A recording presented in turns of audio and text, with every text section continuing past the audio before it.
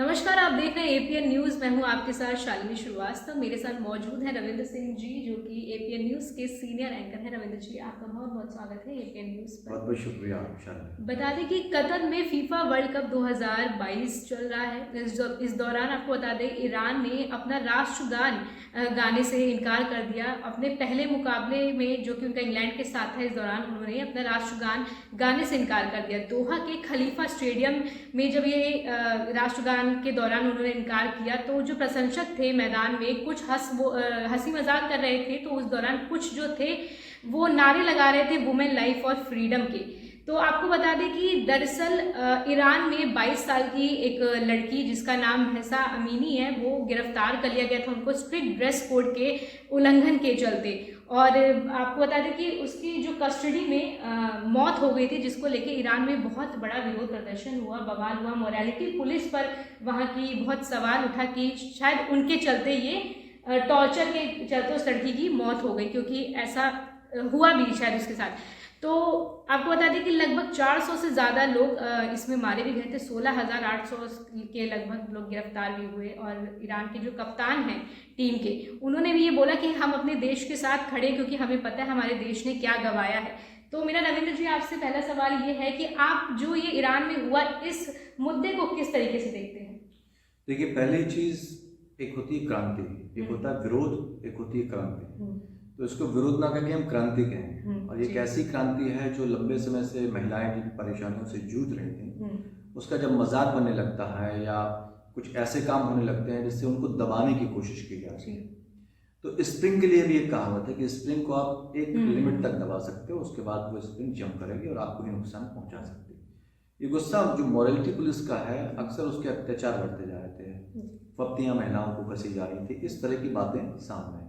तो गुस्सा कहीं ना कहीं दबा हुआ था महिलाओं के अंदर।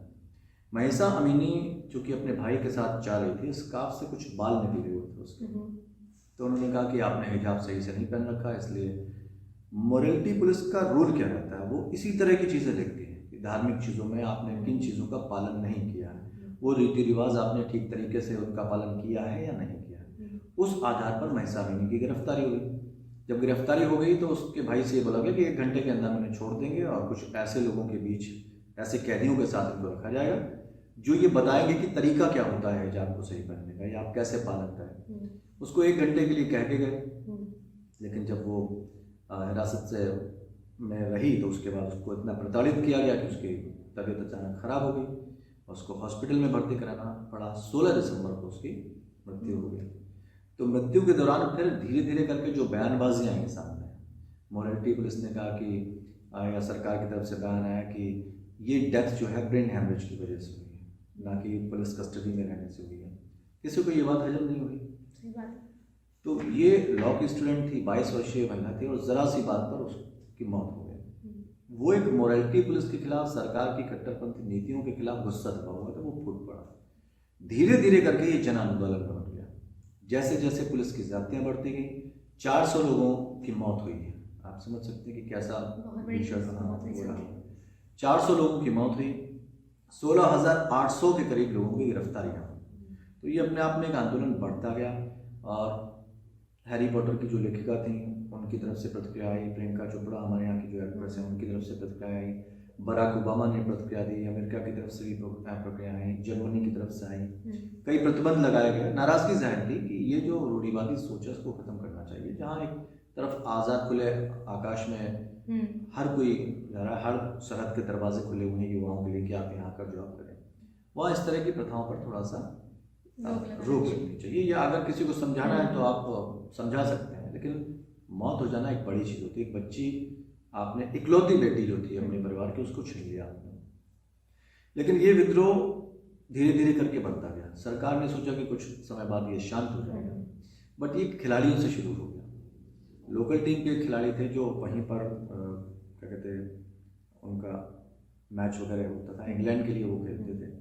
पहले उनके कप्तान ने विद्रोह किया, तो उनसे जब पूछा भी गया कि भाई आप क्या करेंगे, उन्होंने बताया इंग्लिश क्लब ब्रिक्टन, मैंने थोड़ा सा लिखा है क्योंकि कुछ कन्फ्यूजन ना हो जाए।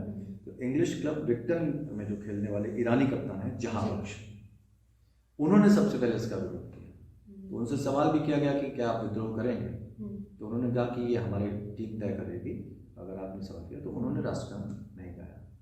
तो जब मुलाकात करने पहुंचे जो उनके कट्टरपंथी सरकार के सबसे बड़े नेता हैं, तो उन्होंने कि कहीं ये विद्रोह राष्ट्रीय स्तर की टीम ना कर दे जाके वर्ल्ड कप में। तो वो मुलाकात करने पहुंचे सारे खिलाड़ियों से, उन खिलाड़ियों से मुलाकात हुई और मुलाकात करने के बाद टीम फीफा वर्ल्ड कप खेलने के लिए आ गई। तो जो एहसान हज साफ़ी हैं उन्होंने भी वही किया। तो राष्ट्रगान तो बजा, लेकिन सब तनकर खड़े रहे, सीना तान कर, सब कुछ ठीक था। लेकिन उन्होंने ये जाहिर किया कि हम महिसा अमीनी और प्रदर्शनकारी महिलाओं के साथ हैं जो इस लड़ाई को लड़ रही। तो ये कट्टरपंथी सरकार के खिलाफ विद्रोह की आग अब और भड़क जाएगी। तो एक संकेत दे दिया कि जोर जबरदस्ती करके तो आप कोई चीज़ नहीं मनवा सकते हैं, और कहीं जो भी रूढ़ी प्रथाएं हैं, रूढ़ीवादी प्रथाएं हैं, उनको खत्म करने के लिए इसी तरह की क्रांतियां होना जरूरी होता है। तो मुस्लिम महिलाओं को, दुनिया भर की मुस्लिम महिलाओं को ईरानी महिलाओं ने संदेश दे दिया है कि कोई भी जोर जबरदस्ती बर्दाश्त नहीं की जाएगी, सहन करना चाहिए। ये हमारी निजी पहचान है, हम क्या पहनते हैं, क्या ओढ़ते हैं, किस तरह से पहनते हैं, ये हमारी निजी है, स्वतंत्रता है, आप इसमें दखलंदाज ना करें। रविंद्र जी, जिस तरीके से ईरानी टीम ने ये चीज़ की है कि राष्ट्रगान नहीं गाया है, तो फीफा वर्ल्ड कप एक बहुत बड़ी चीज़ होती है, दुनिया भर के खिलाड़ी उसमें भाग लेते हैं, नज़रें भी होती हैं लोगों की कि किस तरीके से क्या प्रदर्शन वहाँ पे चल रहा है। तो आपको क्या लगता है कि ईरान ने जो टीम है उसने अपने लिए क्या कोई मुसीबत मोल ले ली है ये करके ना गा के राष्ट्रगान? देखिए, क्रांति कुर्बानी मांगती है जी, और आप किसी ऐसी प्रथा को खत्म करना चाहते हैं, ऐसे लोगों का साथ दे रहे हैं जो उन पुरानी घिसी-पिटी परंपराओं से बाहर निकलना चाहते हैं, खुली हवा में सांस लेना चाहते हैं।